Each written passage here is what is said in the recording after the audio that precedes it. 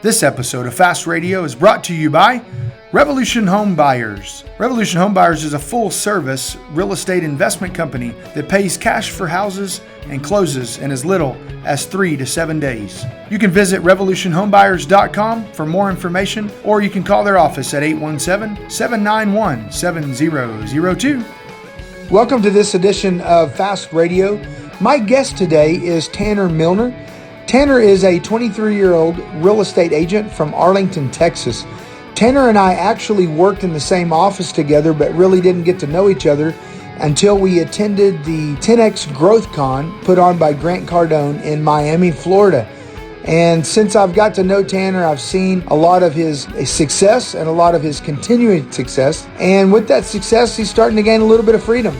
And so we go into that a little bit in this episode. So tune in. I hope you enjoy, and I'll talk to you at the end. All right, Fast Radio listeners, I have with me my good friend Tanner Milner. What's up, Tanner? What's going on, Papa J? Dude, you're going to edit that out. Oh, why can't I say Papa J, dude? Dude, that's your name with the... Okay, all right, so he calls me Papa J. So why in the world are you calling me Papa J? Because we went on the 10X trip, and you were the oldest guy there, and you could all be our dad. That is true. I would have been a feisty 17-year-old back in the day that you were born. And so, all right, well, I'll just accept that for this episode only. And so if you're listening and you want to call me Papa J, you have to be at least 17 years younger than what I am. And so, hey, thanks, Tanner, for coming on. And I just want to spend a couple of minutes. And you were telling me the other day that you have had some recent success in your real estate business. And I think you told me you were going to double your income this year, or at least you were on pace to doing that. So tell us a little bit more about that. Yeah, man. I actually have done in the first 3 months of this year my income of what I did all of last year of the 12 months. So what I've done is, man, I've actually just sat down, focused on what I need to do every single day. Lead generation, lead follow-up, just every single day actually consistently calling and following up with the people that I need to follow up with. The biggest thing I actually did was I had a team last year, and to me, team was great and everything. We just weren't in place for the systems that we needed to have a team and run a team.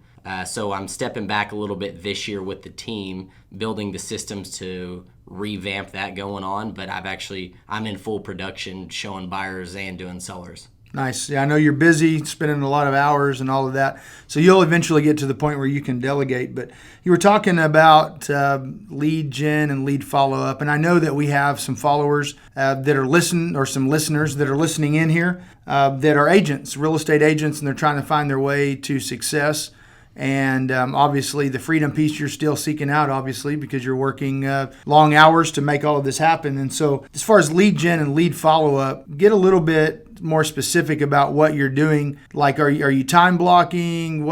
Just tell us a little bit about what that looks like for you on a daily basis. So on a daily basis, it's more or less, I like to try to come in early in the morning. I say early, 9 o'clock to me in the office is early. 9 o'clock is early, huh? Yeah, well, wow. I mean, I might be working out in the morning, but nobody's going to answer their phone really before 9 o'clock. That was my motto for a while, but I've actually changed that this year. I started doing lead gen in the afternoon.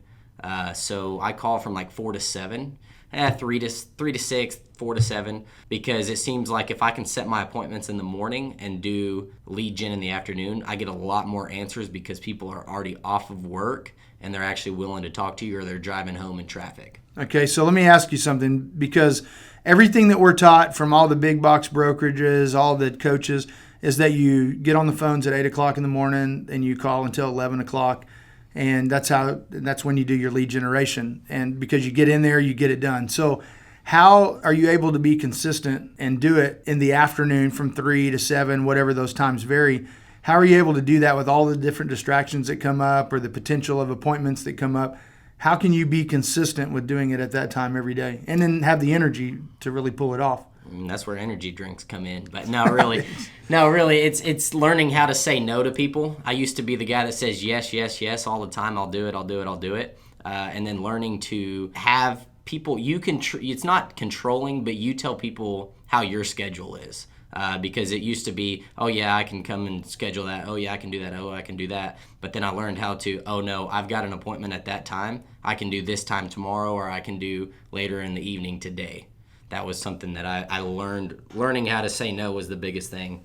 So you can dictate your schedule is what you're saying? Yes, to a point. Yeah, I believe that. I mean, you're the ruler over your schedule, and customers and clients, whatever business you're in, you have freedom to be able to sit there and do your own schedule. Some people have a hard time like getting through their head, or getting past the point of maybe letting someone down or feeling like they're going to miss out if they don't go at a specific time. To me, and then that's probably, this will be huge to agents on there. They think that if a buyer wants to see a house at a certain time, and if they don't see it, they're going to lose them as an agent. And if you've built that relationship with somebody, I mean, maybe a first-time person, you've shown them a first time, but with you building a relationship with somebody and letting them know, hey, man, I'm a busy guy. I might not be able to show it at a certain time, but I will show that house to you sometime today or first thing in the morning. We will get that house shown. If I can't, someone on my team will, or I'll have another agent show it for you. That's a big, to me, it's setting the expectation. That goes back to telling people no. It's setting the expectation with people in the beginning of what you have for them. Hey, man, from this time to this time, I'm typically really busy. I do appointments from this time. I know that you do that a lot. You ignore my phone call all the time because you're supposedly on appointments, but it is what it is, Well, the truth is I don't have my ringer on. Yeah, I never turn my ringer on unless I'm expecting a call. My call comes in, or if I'm available to take a call, I have my headphones in, I have my computer opened up to where it rings on my computer as well. And the reason I do that is so that I can be present in whatever I'm getting done, because as well as I do that the distractions come all throughout the day, and especially I'm running 7 different businesses, and so you get pulled here and there and everywhere. And, Nathan can tell you, based on a meeting we had just the other day, that even having distractions within the meeting without any outside interference is tough for me to follow through with. And it's tough for a lot of people with all the energy you have, plus Red Bull and Red Line or whatever other thing that you're destroying your body with. But so let me ask you this. So what's next for Tanner Milner? What is next? We've got I think somebody that could change my world. We got a new lady that's coming on. She's going to be the new operations manager, assistant, admin, my right-hand person. She hasn't started yet.